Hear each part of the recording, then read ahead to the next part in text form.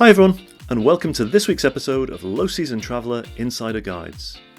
I'm your host, Jed Brown, founder of Low Season Traveller, and this week we're joined by Katrine Hardondottir, who is from the north of Iceland, and after hearing about our previous podcast on Iceland, she thought that we should do a piece solely on the Arctic coastal route in northern Iceland.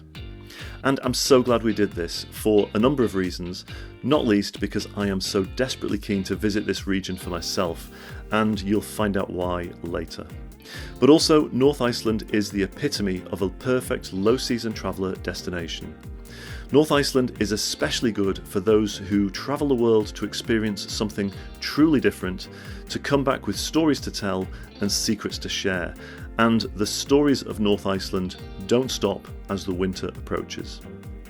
So sit back, relax, and let us bring you on a journey to this most incredible part of Iceland, where you'll learn just why the Arctic coastal route is up there with the very best travel experiences you can ever hope to have. Enjoy.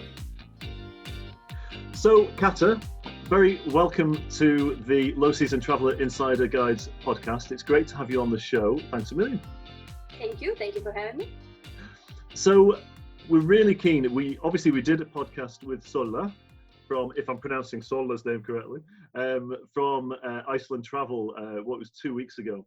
And she gave us great insights as to the whole of Iceland and some of the attractions in Iceland. And it was Sola that very kindly introduced yourself and myself together. And you obviously feature, and you're really concerned with North Iceland in particular. So obviously we wanted to do this podcast to learn a little bit more about what North Iceland has to offer. So I suppose the first question I have for you is, what's the boundary of North Iceland? How does the area extend, and to what sort of territory does North Iceland is considered? Is it literally you cut Iceland in half and look at the north and the south? Yeah, basically, but it's a very big part of the island. So we usually say it starts like in Hrútafjörður in the west and ends near Bakkafjörður village in the east. So it's quite big, and also we have a big part of the highlands included. So yeah, and it's all the north coast that lies through the area, and yeah, it's quite big. Very and good. there are many towns and villages on the way. So mainly small fishing villages, but also some bigger cities like Akureyri, where I live, which we call the capital of the north. Would that be the second city of Iceland then? Yeah, so the second biggest city in Iceland. So outside of the capital area, so then it's Akureyri. There's about 19,000 people that live here, but we have a great infrastructure with hotels and guest houses, restaurants. There is a hospital here and the university. So basically all you need. And we also have an international airport and also domestic. So direct flight from Reykjavik to Akureyri is on daily basis. And then sometimes we have also direct flight to Akureyri from other cities abroad. Oh, very good. And how long is the flight from Reykjavik to Akureyri? So it's only 35 minutes. Oh, it's nothing. It's very easy. You just jump on board and you are in Akureyri in very short time. And then to drive into Akureyri, the city center from the airport, it's only 10 minutes. And then you are in Akureyri, and then it's very easy to assess all the nature highlights in the area with very short driving distances. Everything's right on the doorstep, I guess. Yeah, basically. Yeah, very good. And when most people are coming to North Iceland, obviously the entry point is Akureyri. Do most of them drive? Do they tend to go to Reykjavik and see a bit there and then drive up to Akureyri, or do they all tend to fly? How do they tend to get to you? To North Iceland. So basically, most of the tourists that come in, they come in through Keflavik. So they arrive in Keflavik, and then they drive. They can drive from Keflavik to Akureyri or to North Iceland, but also drive to Reykjavik and then take the domestic flight up to Akureyri. So it takes about, from Keflavik and to enter North Iceland, it's about 3 hours. Then you are officially in North Iceland. And then, it takes longer how far you want to go. but it's very easy, and you can drive the ring road, so you can follow the ring road all the way. But also we have the first official tourist route in Iceland, where you will follow the coastline of North Iceland, which is called the Arctic Coast Way. So you have options to follow which road you would like to follow, depending on your interest and what you want to see and do. Do many people then do, I'm guessing they would do a lot of fly drive. I would imagine the drive from Reykjavik to North Iceland is probably quite a pleasant drive, actually. I would have thought quite picturesque. Yeah, it's very, very nice, and a lot of places to see, and you can to stop, not to just drive in one go, even though it takes about 5 hours, 5.5 to drive from Reykjavik to Akureyri directly. But then you will be driving through a beautiful area of Húnavatnssýslur and Skagafjörður, and then they have nature highlights and activities that you can stop by and do. And then also from Akureyri and to go further east, they also have the most popular nature highlights in the Lake Mývatn area, and multiple activities to do. Yeah. There's a lot of things to do, and stop and just take a time and explore the country. We have good hotels and guest houses on the way, and restaurants, and so it's very easy to get lost and just, yeah. It seems wonderful. I mean, it seems like the perfect fly drive destination, actually. Is that what a lot of people do? Yeah, so they can, when they arrive in Keflavik, they can drive to Reykjavik or just drive straight to North Iceland, and then they can take the flight back if they like. There are also airlines that fly from Húsavík, which is a town in the north, and also in Þórsöfn. So there's also an airport there. So you have options of, if you like to drive just the one way and then fly back, or mix and match. And yeah, it's very easy, just what you're looking for. And obviously, you know, we have a focus, and our audience has a focus on the low seasons. So, you know, we like to travel when most people don't travel, and at times of the year when most people aren't there. And we do it for a variety of reasons. One of the main reasons is, you know, we like to have more local interaction rather than interaction with other tourists. Obviously, we like the lower prices in the low season, but we like the fact that in the low season, it's a different experience to the experience that most people are having when they're there in the high season. So for North Iceland, when typically are the low season months? And then tell us a little bit about why they're brilliant, you know, why they're a fantastic time to come and see North Iceland. Yeah, we call North Iceland like it's a winter wonderland. Yeah. So it is a perfect time to come during the winter time, and often like November, December, and January are the low season time. Yeah. But it's also a great time to come and visit. Like, we have the Northern Lights here when the conditions are good, and it's better to see it here in the north than like in the south, because further north you go, the better view you get if the conditions are right. We have ski areas. We have the best ski areas in the country here. Also heli skiing, where you can go on helicopters, even though that doesn't start until maybe March or something. But we still have, for families and all kinds of people, we have very good slopes. And here in Akureyri and in Dalvík and Siglufjörður and Sauðárkrókur are very good ski areas.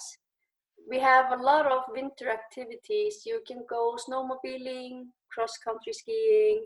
We don't have any glaciers here in the north, but still we have a combination of hot and cold. So you can go on a snowmobiling tour and then soak into a hot geothermal pool and look at the stars and hopefully the lights start dancing above you. And yeah. We also have whale watching. This is a very good place for a whale watching tour. So both in Eyjafjörður and from Húsavík. Mm-hmm. And the whale watching season is always getting longer and longer. So we have whales here almost all year. Yeah, and then also just to walk around the nature and look at the black lava formations covered in snow. And it is a winter wonderland, and it's like a mystery. So when you come in the winter time, you see a totally different country than when you come again in the summertime when everything is green. And yeah. I've got to say, for all of our listeners out there, on your website, you've got a great variety of videos showing the highlights of North Iceland, and they're all absolutely wonderful. There's one in particular which is North Iceland in the wintertime, which would be great for low season travelers, and it shows a lot of the places which you're talking about and the things to do, the skiing and the whale watching, etc. What I was really surprised at is there was a part on the video which shows what I would describe, the nearest thing I've seen to it is it's something like a slightly smaller version of the Grand Canyon. It looked like a huge canyon, and there were waterfalls around it as well. And these waterfalls, a lot of the time in the travel industry, we talk about Iguazu Falls in, Brazil and Argentina border, and the Victoria Falls, of course, on the Zambia-Zimbabwe border. The waterfalls that I was looking at on there were massively impressive. I don't know, do you know these waterfalls? Do you know the ones I'm talking about? They're on the video. Yeah, you must be talking about the Glacier Canyon. So Jökulsárgljúfur Glacier Canyon, and in that canyon we have Europe's most powerful waterfall, which is Dettifoss waterfall. Yeah, it is magnetic too. While you can walk almost just right up to it, and then you stand there and you can just feel the power, and then you get the water splashed over you, and yeah, it's fantastic area. So it is a national park. And there are a couple of other waterfalls in this river as well, which are also very beautiful and easy to access and to explore. We have a lot of beautiful waterfalls in Iceland. Yeah. You can just, they're everywhere. But those are, fantastic. Yeah, it blew me away. I mean, obviously the landscape in general just seems incredible. And like I said, the videos are really well done, I must say. But looking at the video, it just blew me away. The different landscapes that you have there as well, and of course, then so you have these waterfalls which are incredibly powerful and visually just beautiful. And then you also have I suppose like in a lot of Iceland, you have these geysers and hot springs and such like as well, right? Yeah, so we don't have any geysers here like in the south. They have the geysers that are blowing the water up in the air, but we have boiling mud pits here and a lot of heat in the ground. So the Lake Mývatn area is a nature highlight area here in the north. They have these boiling mud pits, and you can see where the tectonic plates of Europe and America are drifting apart. So you can see standing Europe and then in America, and then we use the heat to have the geothermal pools. Yep. And we also have, like we are talking about the different landscape, we are promoting tourist routes, so different tourist routes, and one tourist route is called the Diamond Circle, and that is a circle where you can access the Dettifoss waterfall and Húsavík, which is a whale watching capital of Iceland, and then waterfall Goðafoss, this Lake Mývatn area, and Ásbyrgi National Park. So this is a circle you can do in a couple of days and explore all of the nature highlights here in the north. So it's a highly recommended tour, yeah. It seems like a must-see. So how long would it take to do the full diamond route? So it is 250 kilometers to drive, but we never recommend doing this in one go since it's so many places to stop by and explore. It's a fantastic hiking area, and also in the wintertime you can come and look at the frozen waterfalls and be in the cold with the hot geothermal energy all around you. So to two different worlds to come, but like 4 days, to stay there for 4 days, I think you can cover a big part of it. Just take your time and explore it, and enjoy being there. Easy. Yeah, it's I mean, you can stay there for a week, and there's always something new to do and see, and there's a lot of activities there, and you can rent a bike, or you can hike, or you can go snowmobiling, or super jeep tours, whale watching tours, or just enjoy the nature. And so love it. I love it. One of the things, I was speaking to my wife has always wanted to visit Iceland, and she's never been, and I said, we must go at some point. One of the things that she said that she dreams about doing is to go in the wintertime when it's cold, but to be in a hot spring where you're really warm, and then to watch the stars coming out at night, and if you're lucky, the northern lights. Is that the kind of experience that you can have in the low season in the winter in North Iceland? Yeah, definitely. So if the conditions are right for the northern lights, and you have a clear sky, and the solar, all of those things are as it should be, then you can soak in a hot geothermal pool in the middle of the snow and look up to the sky. And like in the nature baths by Lake Miva, if the conditions are right, they just turn off the lights so the light pollution won't disturb you. And if you're lucky, then you can just relax there, look up in the sky, and enjoy. Oh, yeah, it's sounds it's like a dream come true. And You should come. I don't, believe me, I absolutely. As soon as this lockdown thing is finished. Yeah. You're the first person to come. Yeah, I tell you what, I would be as well. I suppose one of my next questions is, when we look at different countries, and obviously, you're an island country in Iceland, like the UK and Ireland, and most of our listeners are from the UK and Ireland, although some are in America as well. But even with small countries like ours and small island nations like ours, there are differences in culture in the people, in the north and the south, for example. So in the south of England, the people are different a little bit to the people in the north of England, or in Scotland, and the same in Ireland. How culturally, how are the people different in North Iceland compared to in the rest of Iceland?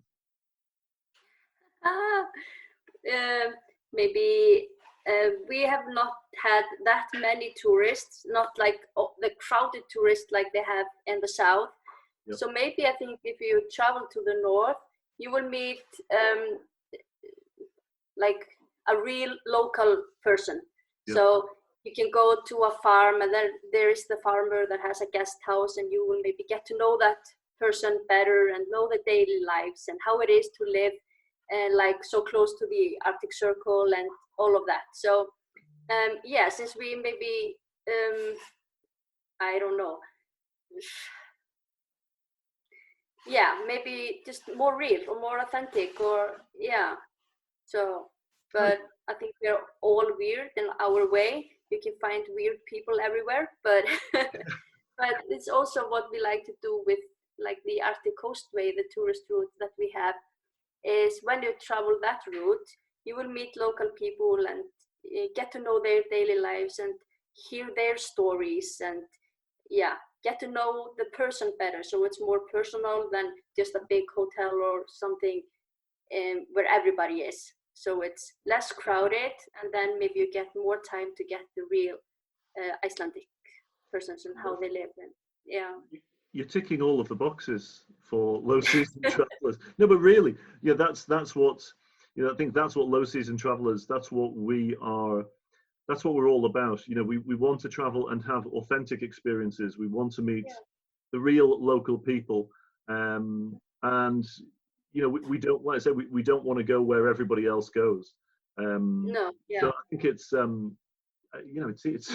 it seems to tick an awful lot of the boxes, I think, for certainly for all of our listeners.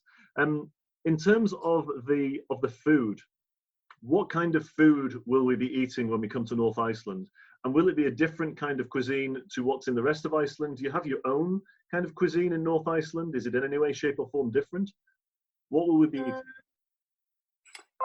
Yeah, maybe a little bit different, but still we have very fresh food. We have, of course, a lot of fish. There's a lot of fishing villages here in the north, and like if you're staying in a small place, you can look at the fishermen come in the morning with the catch of the day. So it's as fresh as it gets. That might be your lunch when you're looking at them coming in the morning while you're eating breakfast. So fresh food, fish, and also lamb. And we have probably one of the best lambs in the world, since they are eating the spices up on the mountains in the summertime, and then they come back fat and nice in the autumn. But then we can go also like picking blueberries. North Iceland is a very good place for picking blueberries in the autumn. So But yeah, fresh local food, and we try to grow as our own vegetable as much as we can, and keep the sustainability as good as you can, and yeah, have it fresh and local. I think that's mainly the point. Yeah, absolutely, and of course, very responsible approach, which we always tend to associate with Iceland as being a little bit more on the responsible side. I mean, just on that actually, am I right in saying that I forget the percentage, but I'm sure I read somewhere that the majority of the energy consumed in Iceland, you're pretty self-sufficient on the energy because of the geothermal activity. Am I right in saying that? Yeah, so about 90% of the Icelandic homes are heated with geothermal energy. Yep. And then we have all of the geothermal pools all around the country, the swimming pools. That's what the local people, we go in the swimming pools a lot.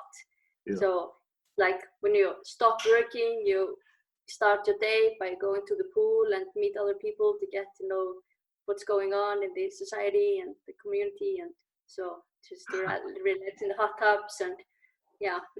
I love that. Sulla was talking about that in the podcast we did a couple of weeks ago. Yeah. And she was saying how what I hadn't realized is that seems to be quite a part of the Icelandic culture, is meeting up in these pools. And she was saying that that's where the community gather, that's where you find out what's going on in the community, and it's a really social thing. Yeah, it doesn't matter if you're a prime minister or just working at a bank or anything. I mean, everybody's equal in the hot tub, so yeah. I love that. This democratic kind of approach to a hot tub. So I highly recommend for tourists to try the local swimming pools while they're traveling. Yeah, if they like to see the locals take a bath. And for sure. Yeah. I suppose a side point, as we record this, today's the 20th of April, and like most of the world, we're all on kind of lockdown to different degrees. Are all of the pools and the baths, are they shut down during this period as well? Yeah, they're all shut down. So I don't know when it will open, but hopefully in May it will start open again. You can feel all the kids, they are itchy by going back to the slides and taking a swim. So it will be very good when it opens again. It must be hard though, when that's such a part of the sort of community spirit, to have that taken away from you. Must be pretty tough. Yeah. One last thing that I wanted to also talk about is, when I was looking at the website northiceland.is, for all of our listeners out there, what you also have is a great section on different festivals and activities that are coming up. Now, I know some of that might be in question, especially if it was the ones which are coming up in the next couple of weeks. But I just wanted to understand a little bit more about them. There was one which just fascinated me, because we're from a place here in the UK and Ireland where there's no volcanic activity or anything else. Therefore, words like lava seem very exotic. And I saw one activity which is the lava run. What's the lava run? I'm just curious. Yeah. So I'm thinking you might be talking about the run when you're running through the Glacier Canyon. So there is a run, the Glacier Canyon we were talking about earlier with the waterfall that was. So there is also a lava all there around, and to run through there. But also there is in Lake Mývatn Marathon. So the Lake Mývatn Marathon, the Lake Mývatn is covered with lava. So then you will be also running around the lava. Yeah. Wow. We have all kinds of festivals here. Almost all of the towns in the area, they have small festival each year and try to gather people together just to have a good day or a weekend or something like that. Yeah. Always the first weekend in August is a big festival in Akureyri. And then we have like the Great Fish Day, it's in Dalvík. Then we have everybody can come and taste all kinds of different types of fish, and it's free, it doesn't cost anything, and there's a big concert in the evening. We have some local food festivals to try and taste different kinds of local food, and all kinds of different things. Go on. I want to point out that here in the north, this is the only place where you can actually go through the Arctic Circle So there's an island called Grímsey, which is a little bit outside of the mainland. It takes a couple of minutes to fly. You can fly from Akureyri, but you can also sail from Dalvík, and it takes about 3 hours. So if you like to be here, I know it's not the low season around the mid of June, but staying there and looking at the midnight sun. Oh, wow. So they have a festival around that as well. So yeah, there's no better place than staying. Yeah, but also maybe for the Northern Lights, to be at the northernmost point of Iceland and enjoy the Northern Lights. Yeah, absolutely. There was one more festival which caught my eye, which was called Knitfest. Yeah. Festival knitting. I thought that sounded wonderful. You can find all kinds of things here. Yeah, all kinds of different festivals, and you won't be bored by visiting Iceland. So I can tell. It sounds absolutely wonderful. I think we've reached the end of our time for this short podcast. But look, everything that you've said has just ticked so many boxes for exactly the kind of travel which low season travelers look to do. It sounds like an absolutely wonderful destination, I must say, and it's certainly very high on my bucket list now. And also, even though you're not maybe visiting during the low season, if you like to come during high season, you can still feel like it's low season. If you travel the Arctic Coast Way, which is the tourist route that is 900 kilometers through the coastline of North Iceland, then you will go to places that hardly anyone has been before. It goes off the ring road and it takes you off to different kinds of places and off the beaten track. So then often you feel like you are just the only person in the world, and the animals are maybe your only friends while staying there. And it's just take your time and relax and enjoy, listen to the sea and feeling the smell of it, and having the high mountains on one side and the ocean on the other. So I think that's a really good point as well. When we talk about a lot of different destinations, especially island destinations, and we talk about high season and low season, and generally speaking, we talk about that for the whole island. And actually what we don't take into consideration is that during that high season, most people tend to go to certain parts of the island, which means that whilst it might be the high season generally for the island, it's not necessarily super busy in other parts of the island. And I think that's a really good point. I think for North Iceland, you can sort of feel like you have all of the advantages of low season travel, actually for a lot of the year, that more local interaction. You can still get that in the summer months, which you might not get as much in Reykjavik, to be fair. Yeah, definitely. So it's not as crowded as, even it is called the high season, but still you can feel like you are the only person in the world. Depend if you are traveling at the right places. So we still have a lot of space for more tourists to come. Brilliant. Well, I hope a lot of our listeners listening to this will be sufficiently inspired to come and visit North Iceland for themselves. Certainly, I'm going to be one of those for sure. As soon as the lockdown finishes, I'll look at making my plans. I would advise all of our listeners out there to please do check out the northiceland.is website, which is wonderful, with some incredible videos actually, which are really well taken, and you really get a sense of everything which Kat has been talking about today. But Kat, thank you so much for your time. Really appreciate it, and look forward to hopefully seeing you next time in North Iceland. Yeah, you let me know when you come, and we should meet up for a cup of coffee. Absolutely. Thanks a million for your time, Kata. Take good care. Thank you. You too. So there you have it. Sincere thanks again to Kata for taking the time to highlight and share her experience of North Iceland with us this week. And please do check out northiceland.is to learn more about the types of tours and experiences which can be enjoyed during the low season winter months.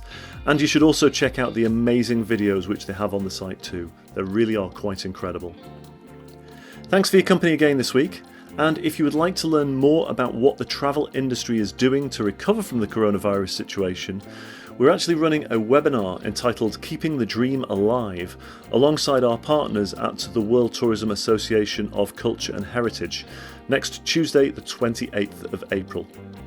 We'll be hearing from some of the world's leading authorities on tourism recovery, and you can find full registration details on the Low Season Traveller pages on Facebook and LinkedIn. So that's all from us. Have a great week, stay healthy, stay safe, stay home, and don't forget to share this podcast with your friends, family and social networks. Our content will always be free for everyone, as we believe that travel is better without the crowds.